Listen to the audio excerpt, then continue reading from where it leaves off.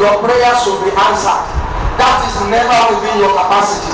And that alone reserves the right of which prayer to answer and which prayer to reject. And let me also add this to you. There is no human being on earth, even the so-called, sorry for using that, even our revered prophets and messengers, except that Allah has answered some of their prayers and had also rejected some, including Muhammad sallallahu alaihi wasallam, and even including Jesus Christ, peace and blessings be upon him. So if you call people raising their hope and it appears their prayers are not answered, they go the crooked way. That's why we don't know which one to say in the recent time. Ritual killings and all sort of should please be looked into. Now and in Monka, why on earth should a religious organization even be condoning evil and immorality just because certain virtue can be more identifiable with what has been perceived as a rival thing? I'm going to illustrate and you see. My dear brothers and sisters, should we have to go to court to secure the right of a Muslim girl child to use her hijab? Should we be antagonized on common virtues between Muslims and Christians? Hijab is about modesty, yes or no? About morality, yes or no? About decency, yes or no? About sense of shame, about chastity. And these were all the same values that Jesus Christ, peace be upon him, represented. I know that every sincere Christian must find it blasphemous to ever depict the image of Mother Mary without a head covering. They will consider it a blasphemy to depict the image of Mother Mary without a head covering. The mere fact that we are Muslims and maybe destiny made you to be on the other side doesn't mean we have to antagonize one another. Yes, there are serious doctrinal issues that can never be resolved till eternity, inshallah. But let us face the fact we are meeting. There are a lot of common areas where we can all together work together. Message of the faith, like I said earlier, should be to lift burdens off from the people. And this is one important way where religious societies can as well complement the effort of the government.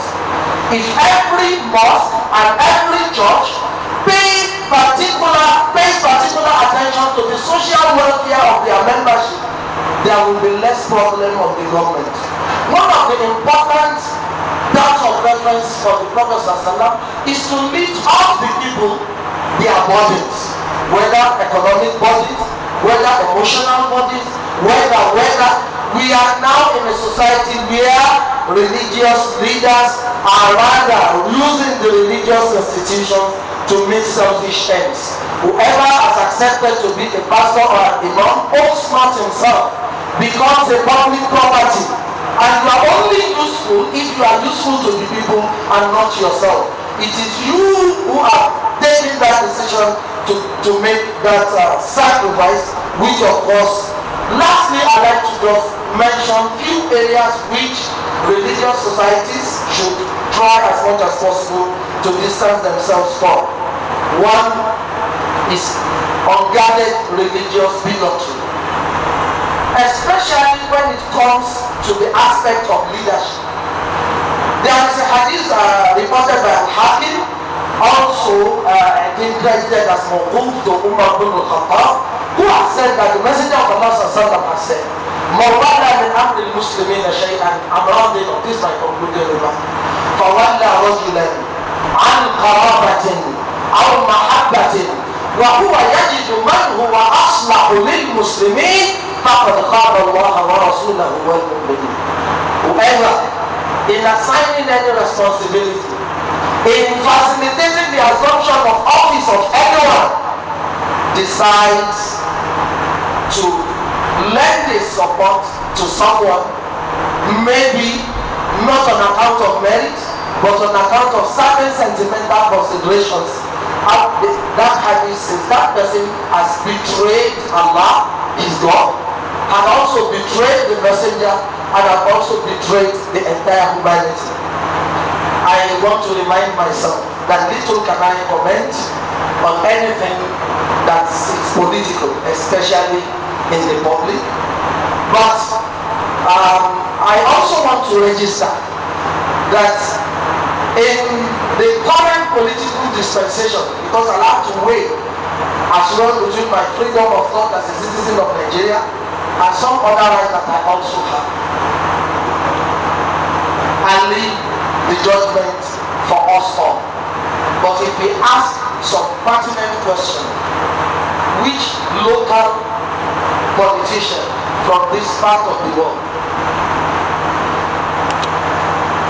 has not only made an unprecedented mark in his state of origin, but has also launched tremendous influence that covers virtually all his geopolitical zone? Keep that answer to yourself.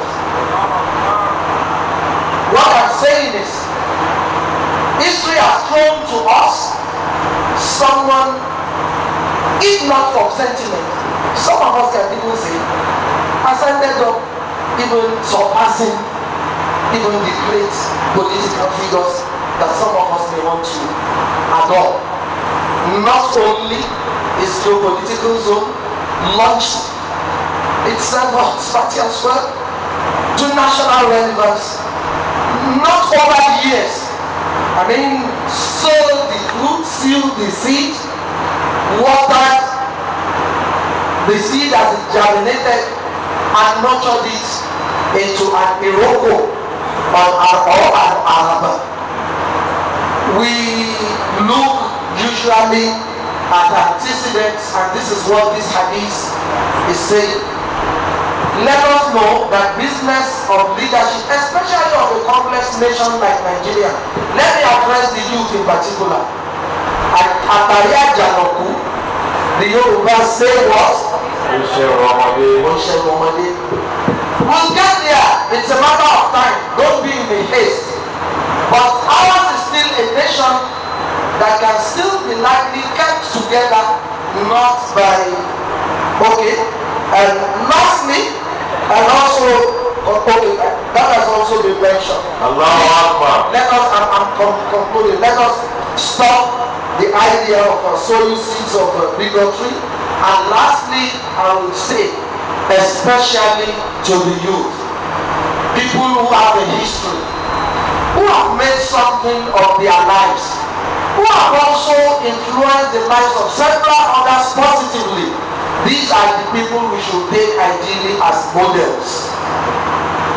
We are in a country where you see religious houses recognizing people who are criminals, who have no moral credential, and this is badly affecting our youth, because if, okay, however you have made it, it is not important. What matters is once you have successfully made it, you bring a title in your religious organizations. Please, imams, fear Allah, scrutinize before the government would appoint anyone into sensitive offices. Police will scrutinize. Several other bodies, including the DSS, would have to give some person a clean bill. It is our responsibilities as religious houses not to give any haven at all to people who are associated with immorality, with crime, with no values. If we do that unconsciously, inshallah, we'll be breeding a more healthy society where love and harmony will reign. Don't forget, as my last message, we all are hailed from Adam. Muslims, Christians are co-equal owners of this country, even those who have not subscribed to the other religions. And when it comes to the matters of governance, what should be the focus should be competence, as said by the Prophet sallallahu alaihi wasallam. أقول قولي هذا أستغفر الله العظيم لي ولكم. السلام عليكم.